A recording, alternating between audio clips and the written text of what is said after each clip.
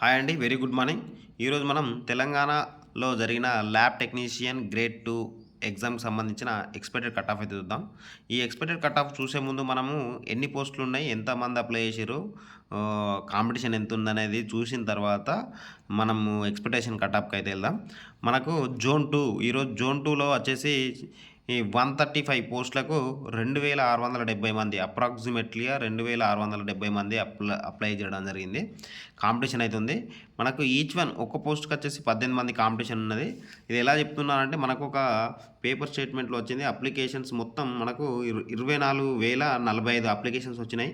Exam attempt చేసిన వాళ్ళు 23,329 మంది అయితే అటెంప్ట్ చేయడం జరిగింది. ఒక్క పోస్టుకు 18 మంది అయితే కాంపిటీషన్ అయితే ఉన్నారు. మనకు జోన్ 2లో అదే 1:18 లెక్కన 2670 మంది అయితే అప్లై చేయడం అయితే జరిగింది అప్రాక్సిమేట్‌లీ. ఈ పోస్టులకు గాను మనము ఎక్స్‌పెక్టెడ్ కట్ ఆఫ్ అయితే చూద్దాం. ఈ ఎక్స్‌పెక్టెడ్ కట్ ఆఫ్ చూసే ముందు ఒకసారి జోన్ 1 మీకు అందరికి తెలిసే ఉంటది. జోన్ 2లో ఏవేవి వస్తాయి అనేది ఒకసారి చూద్దాం. జోన్ 2లో ఆదిలాబాద్, నిర్మల్, నిజామాబాద్, జగిత్యాల ఈ జోన్ 2లోకి వస్తాయి. మనం ఒకసారి క్యాస్ట్ వైస్‌గా కూడా ఎన్ని పోస్టులు ఉన్నాయనేది ఒక్కసారి అయితే చూద్దాం మనం. క్యాస్ట్ వైస్‌గా చూసుకుంటే మనకు చూడొచ్చు. మనకు ఓపెన్ కేటగిరీలో జోన్ 2లో ఇక్కడ 34 అండ్ ఇక్కడ 8 అండ్ ఇక్కడ ఈ ఈ 6 ఇవి కలిపి మనకైతే పోస్టులున్నాయి. నేను బ్రీఫ్ ఒక చాలా రాశాను అన్నీ చూడొచ్చు. మనకు టోటల్‌గా ఓపెన్‌లో జోన్ 2లో వచ్చేసి ఓపెన్‌లో 48 పోస్టులు అయితే ఉన్నాయి. ఎస్సీకి 23, ఎస్టీకి 15, బీసీఏకి వచ్చేసి 11, బీసీ బీకి వచ్చేసి 14, బీసీ సికి వచ్చేసి 2, బీసీ డీకి వచ్చేసి 8, బీసీ ఈకి వచ్చేసి 5, ఈడబ్ల్యూఎస్ వాళ్ళకు 20 అయితే ఉన్నాయి. పీహెచ్ కేటగిరీలో హెచ్‌హెచ్‌ను, ఓహెచ్ వాళ్ళకు ఇవి 3, 5 పోస్టులు ఉన్నాయి. స్పోర్ట్స్ కోటా కింద మనకు 2 పోస్టులు అయితే కేటాయించడం జరిగింది. వీటికి సంబంధించిన ఎక్స్‌పెక్టెడ్ కట్ ఆఫ్ అయితే ఇప్పుడు మనమైతే బ్రీఫ్‌గా చూద్దాం. ఇది కేవలం ఎక్స్‌పెక్టెడ్ కట్ ఆఫ్ అండి. మీకు నచ్చినట్లయితే కేవలం మీ దగ్గర నుండి ఒక లైక్ మాత్రమే ఆశిస్తున్నాను. ఒక లైక్ అయితే కొట్టండి. చూడండి, ఇప్పుడు మనకు ఓపెన్ కేటగిరీలో వచ్చేసి 48 పోస్టులు అయితే ఉన్నాయి. ఈ 48 పోస్టులకైతే మనకు ఓపెన్‌లో 70+ ఉన్న వాళ్ళైతే హోప్స్ అయితే పెట్టుకోవచ్చు. 70-75 మధ్యలో అయితే కట్ అయ్యే అవకాశాలు అయితే ఉన్నాయండి ఈ ఓపెన్ కేటగిరీలో.